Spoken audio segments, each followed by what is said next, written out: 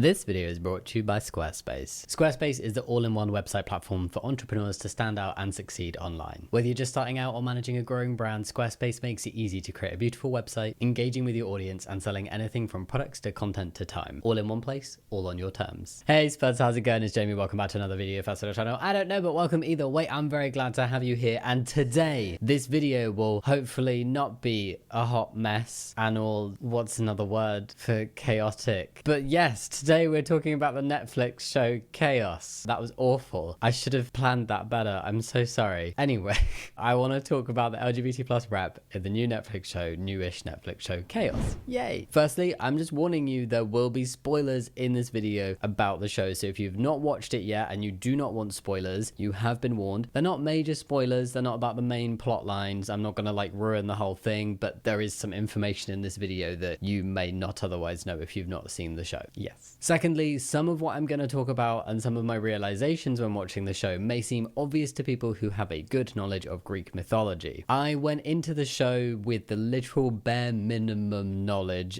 about Greek mythology, didn't even know there was a trans character, didn't know how LGBT plus it was in general. I just knew it was about gods and myths. Yay. Literally the most I knew about Greek myths were from kids' picture books. I never graduated beyond that stage of just like the colourful pictures of Icarus flying into the sun and the Minotaur being all scary and murdery. Very top level, very straight, very, you know, just here is a Greek myth. There you go. As an adult, I did learn that things were a little bit more gay back in the times of Greek mythology, but I still didn't really know more than that. And then if I'm honest with the show Chaos, which if you haven't guessed it is based around Greek mythology, I genuinely nearly gave up after the first episode. I'm not sure what it was. I just wasn't vibing. I didn't get into the show after the first episode and then a little bit the second episode. The character Orpheus also really annoyed me. I don't think that was a major reason. I just wanted to air my annoyance at that character, especially in the beginning. And so I did nearly give up on watching the rest of the show, but I'm very glad that I watched the rest because it was enjoyable to watch and I wouldn't have been able to make this video. For anyone who has watched it all the way through, please go let me know in the comments how you felt after the first episode and if you struggled to get into it or if you were hooked right away. I want to know. Then my only other complaint about the show is that there was a severe lacking in the amount of Billie Piper. I knew Billie Piper was in the show and I was like, oh yes, because I really loved her as Rose in Doctor Who and various other things. And I was like, oh my god, I love Billie Piper and what she's in. And then she's barely in it. And I was like, oh, this is slightly sad. But anyway, small cheese. Hopefully there's a season 2 where she's in it more. So in this video, I'm going to roughly go over what Chaos is about, but without like major storyline spoilers, and then chat about the specific LGBT plus rep in it and how it made me feel as a trans man. So what is Chaos about? Chaos is described as a mythological black comedy.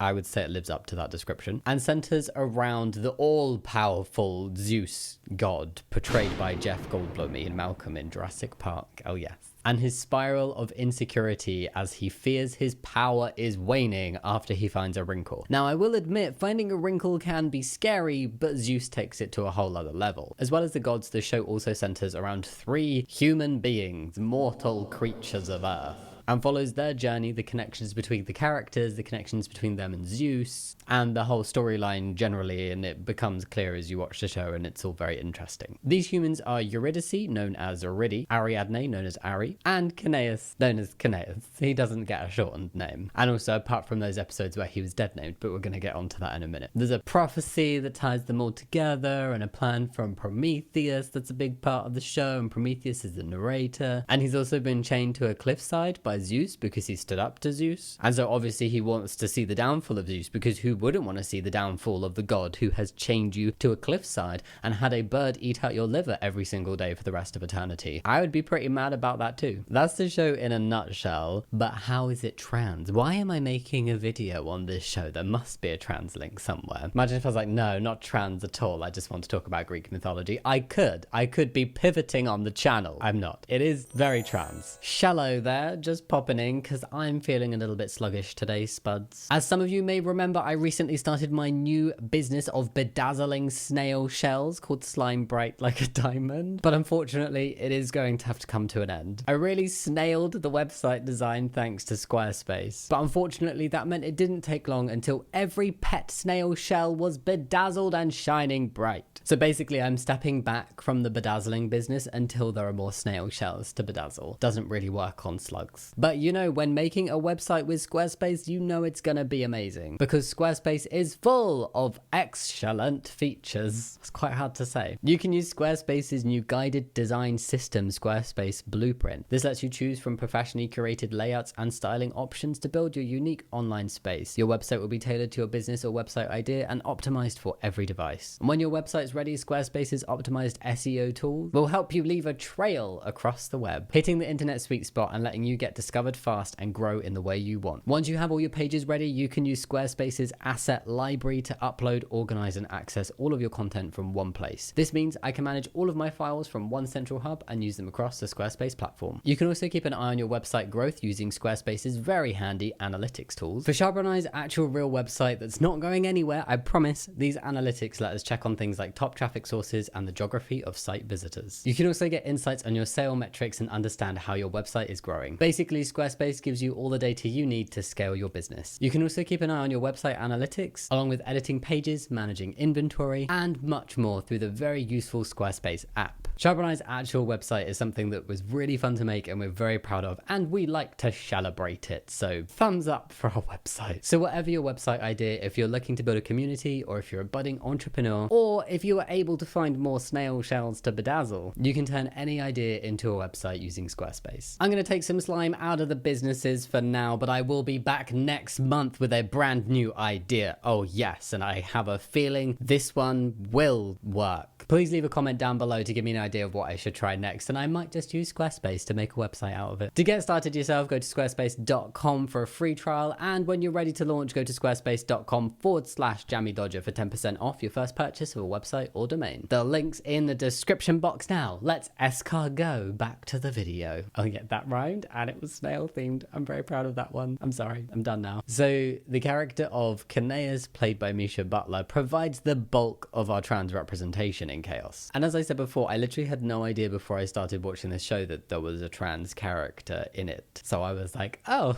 trans, yay. But before we get into the trans rep and the character of Kineas in Chaos, I first wanted to talk about Kineas as a character in Greek mythology and how the two portrayals differ. It also took me way too long to realize whilst watching the show, it was like the last episode or the second to last episode or something, that it clicked in my brain. I was like, oh, if I had known more about Greek mythology, I probably would have understood a lot more of the references and gotten some of the plot lines and stuff a lot earlier than I did if I knew who these characters were, but I didn't, so it's all good. But if you do know Greek mythology, you know who these characters were, then some of this is probably not going to be a surprise to you, because the characters are named after people in Greek myths, and the whole show and the storylines in Chaos are based around, sometimes loosely, sometimes a bit more strictly, reimagined versions of those myths. So Kineas in Greek mythology was assigned female at birth, was not always called Kineas. That's kind of typically how it goes for trans people, right? He was then transformed into an invulnerable, I feel like that also means immortal, but I'm not sure, man by Poseidon, who is the god of the sea. I did know that bit. The original story is very dark though, because this was done upon the request of Kineas after Poseidon assaulted him and was like, I promise to grant you whatever you desire, after assaulting him. And Kineas was like, I wish to be an invulnerable man, so Poseidon fulfilled the promise. Yeah, the oldest mention of Kineas' transformation is around 6th century BC. So for anybody saying that being trans and the concept of transitioning is new, it's really not. It's very old. The next part of Kineas' story is unfortunately his demise. It's not the happiest story from what I've read. I've not read everything, but the bits I have read are rather interesting. So he technically wasn't killed because he's invulnerable, but he was like stomped into the ground by centaurs until you couldn't see him. It's unclear what happened to him next. He's just in the earth. So the original story of Kineas was not exactly a happy one, from how Poseidon treated him to the centaurs stomping. No. So how does Chaos reimagine this Greek myth? I feel like for any trans person that knew the story of Kineas beforehand and heard that he was a character in this show, if I'd known previously, I'd have been like, I am intrigued to see how they handle this, and I hope they reimagine it in a more positive way and give like a nice trans storyline, or at least like a kind of accurate representation or some kind of positive representation. Fortunately, they do change the trajectory in the storyline of Kneas. It is significantly less awful, and his transition process and identity has nothing to do with Poseidon. I personally think the way his story and the character is weaved into the show was done very cleverly and very nicely. Again, saying this as someone who didn't even know the story of Kneas prior to watching the show, and whilst watching, I definitely had this moment of realization of like, oh, there's a trans character, oh how lovely. So in Chaos, sadly, we meet Kneas for the first time at the event of his death. Oh dear, horrible. It doesn't sound too great, but honestly, in the show, in terms of getting to know characters and them having airtime, there's very little difference between whether they're dead or alive. The dead characters get just as much airtime, if not more, than the living. So during the scene where we first meet Kneas, the first time I watched it, I didn't actually notice that he was dead named by one of his killers. It happens again later, and I actually just thought that it was a nickname. I didn't realize what was going on. And the same person who dead named him also said, "You've changed." It makes a lot of sense watching back, knowing who the character is, but I was like, okay, this is interesting at the time. So Kneas is then killed, boo, but it's important to the storyline and he's still a major character. Yay. We then see Kneas again in the underworld where he meets Riddy, Eurydice, for the first time, one of the other important humans in the story. Don't worry, I'm not giving you the whole plot line, I'm just building a picture of the Kneas storyline within Chaos, and it is just one storyline among many, although he is a major character. So I'm trying not to give everything away or give you a blow by blow, because that's not what this is at all, but just building the picture for giving my own thoughts on the storyline. A little bit of background on Riddy. She died, unfortunately. It's a little while after Kneas has died. That was in the past. And whilst living, Riddy was married to Orpheus, a hotshot celebrity singer. But we learn very quickly that she's fallen out of love with him and she was going to leave him, but then she died before she had the opportunity to. So I guess in that way she did leave him, but she was going to tell him and then go and live her life somewhere else, not go to the underworld. And then another storyline, because Orpheus didn't know that Riddy was no longer in love with him and was going to leave him, he really fights his way to go and rescue her from the underworld. So that's quite a big part of the story as well. Back to Kneas though, and we see a little bit more of his life, his afterlife. How would you describe it? His presence in the underworld. And this all happens before we know he's trans, or those of us who did not know the Greek mythology story. And knowing he's trans now is quite a refreshing introduction to a character. We see him casually shirtless. We see him as an artist, a dog lover, living his death, getting promoted by Medusa, because yes, the Medusa is in the underworld, and yes, they have jobs in the underworld, those who cannot pass on, although that's a different part of the story. What I really enjoyed in hindsight when I knew the character was trans was realizing that the show had given us this opportunity to get to know this character before sharing his identity. And I always love that element of, yes, let's build those parasocial relationships, let's humanize this character, let's not allow people to make a snap judgment and dislike a character just because they're trans. I also swear that in episode 4, before he comes out as trans, there is a trans-coded joke because Riddy teases him that he looks about 12, and it's a very like trans mask joke that we look really young for a really long time. Maybe I'm reading too much into it, but if it was a trans-coded joke, it's very clever and I enjoy it. And what makes me think it might have been even more is the topic comes up again later when Orpheus meets Kneas for the first time and calls him baby-faced. And honestly, I'm not saying Misha Butler looks old at all, because he doesn't, but he's not baby-faced. He doesn't look particularly young. Like, I feel like he looks the same age as Riddy. So I feel like that joke, out of the context of him being trans, doesn't really make sense. But again, I'm not saying he looks old. And it would be great if it was a trans joke. So we keep seeing Kneas and Riddy a little bit throughout the episodes, and they are bonding. They're both stuck in this kind of limbo bit in the underworld, unable to pass on. That's why they have jobs, and there's a bunch of other people who are stuck there as well. One of my favorite characters is Prue. Just let me know if you like Prue. She annoys me, but not in a bad way. I find her funny. Anyway, the coming out moment for Kneas is prompted when the person who killed him is killed and then sees him in the underworld and proceeds to dead name him again. You know, growth has clearly not occurred. And Riddy sees the interaction. And then there's this really pivotal scene between Kneas and Riddy sitting on a bench, as you do. It was particularly poignant to watch, and I think it was really well done. And Misha Butler, who played Kneas, and Charlie Covell, who's the showrunner, have both stated that that scene was very moving and brought them both to tears to film, with Butler talking about how much that scene meant and how much the representation that scene provides would have meant to him growing up as a young trans person, because it just didn't exist back then. And like, for me, as somebody who started transitioning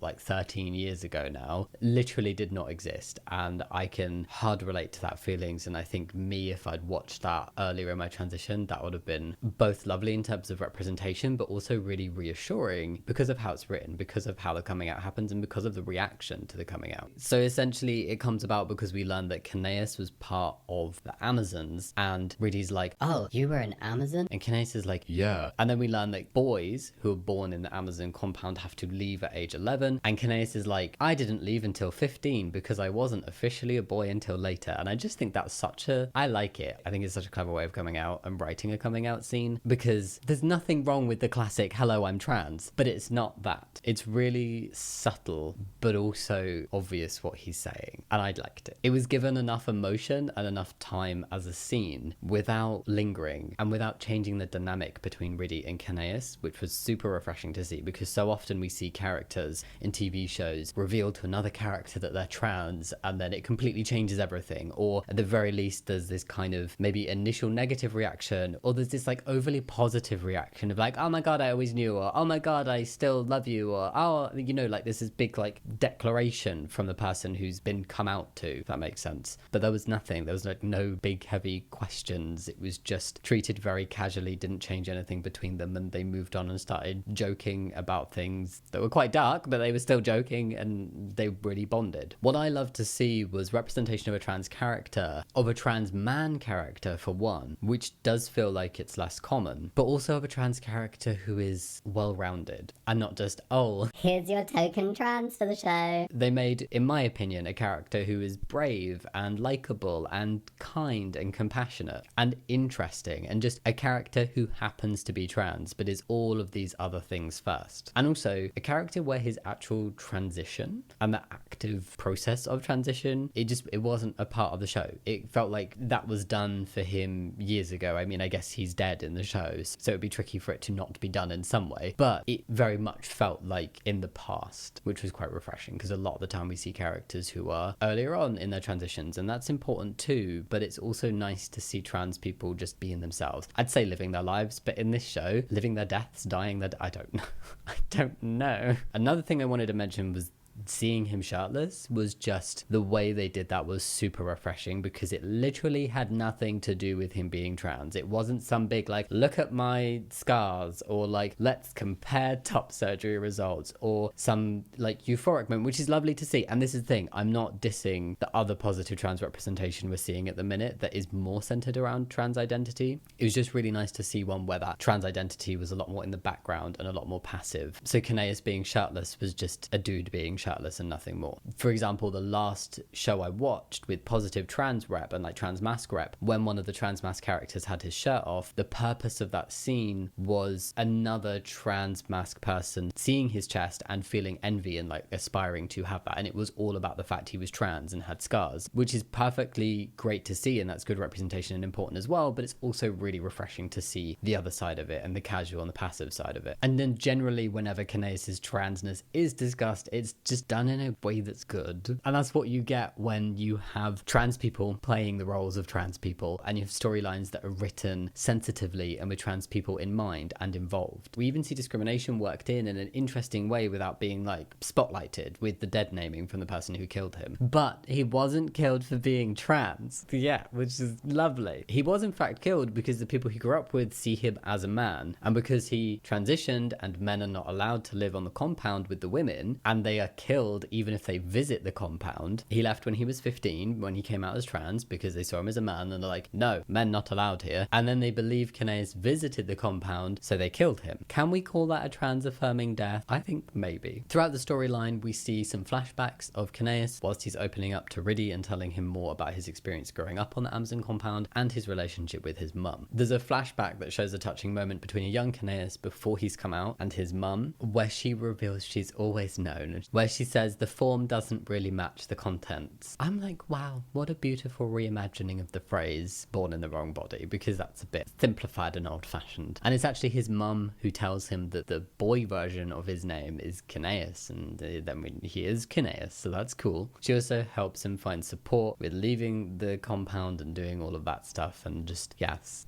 a good ally mum. There's also a moment where Kineas asks his mum if she hates him, and she's like, quite the opposite. And as a trans person, and as an LGBTQ plus person, the fear felt that coming out and just being yourself and having the identity you have is somehow letting down your loved ones, or they're gonna dislike you or hate you for it. It's not something that anyone deserves to feel, but it's something that is so real and so relatable. That feeling of like, oh, do you hate me now when you come out? That seems really touching to see that emotion from like a young trans kid and see the acceptance from his mum. And you know, actually his mum's prophecy was that she would have a boy, and she thought the prophecy hadn't come true when Kineas was first born, but clearly it did. I think it's such a beautiful way that works with the theme of the show being Greek mythology, but I think it's such a beautiful way to work in the fact that being trans isn't a choice, and it's just something that people are, and you can't change that fact about them. Going back to present day death time for Kineas, he and Riddy's relationship progresses into romance. And when I first watched the show and they started making out and stuff, because this was after Kineas had come out, I was legit sat watching, waiting for the moment where like something was gonna just be stopped because of Kineas' transness. Like either he was gonna feel uncomfortable, or Riddy was gonna have questions, or something was gonna happen, and then trans stuff was gonna get discussed. But it just never happened. They just got on with things. And honestly, it was such a refreshing way to see a trans person represented as a love interest.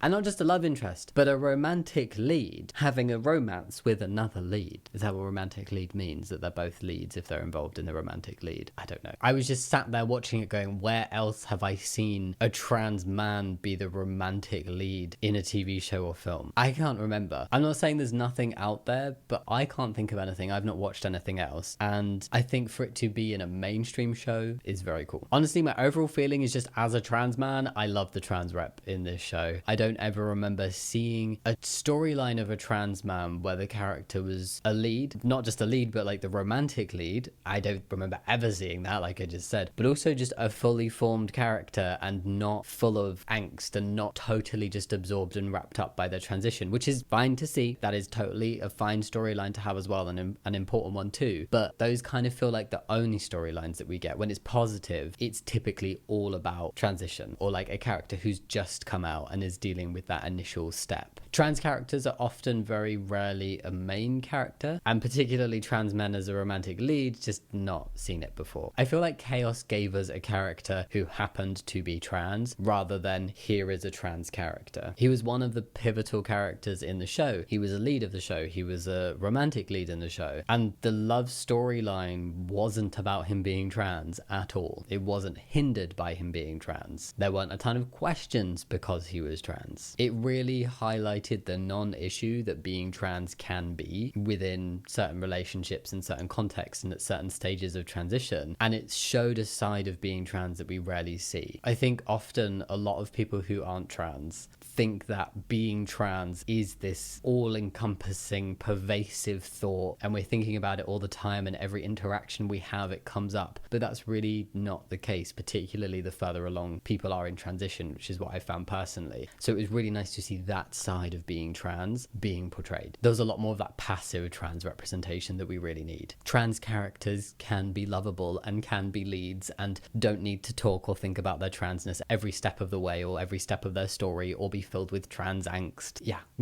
There's obviously always space for showing the earlier days of transitioning, or the harder times, or the dysphoric times, or the times of discrimination or rejection within romantic relationships, or just friendships, or within family. I just wanted to praise the way Chaos did it, because I've never seen the space created within a show, let alone a mainstream show, for a trans character just to be, rather than be trans, if that makes sense. And as someone myself who is many years into transitioning, I'm in a relationship relationship where being trans isn't a thing, aside from the fact that it's a big part of my job, in my personal life, it really doesn't come up. It doesn't come up in my friendship group, all of this stuff. And it was just nice to see this kind of representation, because aside from it being based in mythology and him being dead, it was very relatable. And if that storyline isn't good enough for you, the rest of Chaos is really packed with queer rep. It is so LGBT plus. I mean, it's a show based on Greek mythology. Of course it's very LGBT plus. A majority of the gods are shown as not being straight. Prometheus, the narrator, is shown as having a boyfriend, and the relationship between Prometheus and Charon is a wonderful representation of a loving relationship between older LGBT plus people, which is something we also do not see very often. So that was very nice. And aside from the bit where Prometheus murders his boyfriend, it's very lovely. But it's all part of the storyline. It sounds sad, but it's not the typical trope of let's kill the happy gay characters. I promise.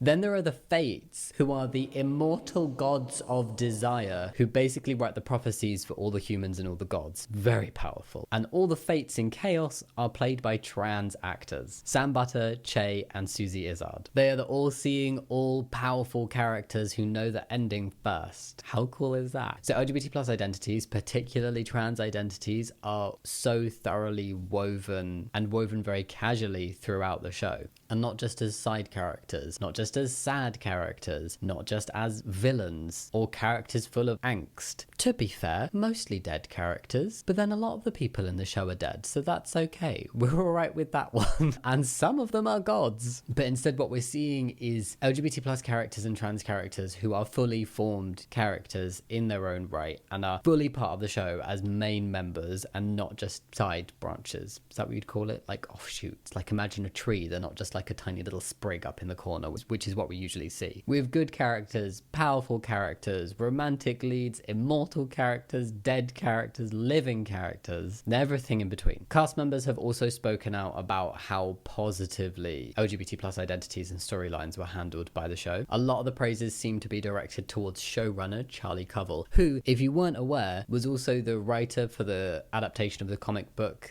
The End of the World, which is very good, so check that out if you want to. They are very talented at the TV show stuff. Yes. That's basically my thoughts. I really enjoyed the TV show. I think it was slow in parts. It wasn't my absolute favorite thing I've ever watched, but it was some of my favorite trans representation, if I'm honest with you. It felt quite meaningful and special to watch as a trans person, which is why I wanted to make a video about it. So if you haven't already, please go watch Chaos. I promise there is so much more to find out about the show and the characters than what I've said in this video, even though it feels like I've said a lot. I've only really given you spoilers about one little bit, which is just the trans bit. There is so much more. Please go watch it. And I would love to see a second season with more of the trans characters and also more Billie Piper, please, and thank you. Thank you so much for watching this video. Please go let me know your thoughts about the show below and about what you thought of the representation and the different things. I'd really love to hear your opinions. If you did like the video, think about giving a thumbs up and subscribing if you want to, but no pressure. And yeah, as always, thank you so much for watching. I'll see you next time. Much love. Bye.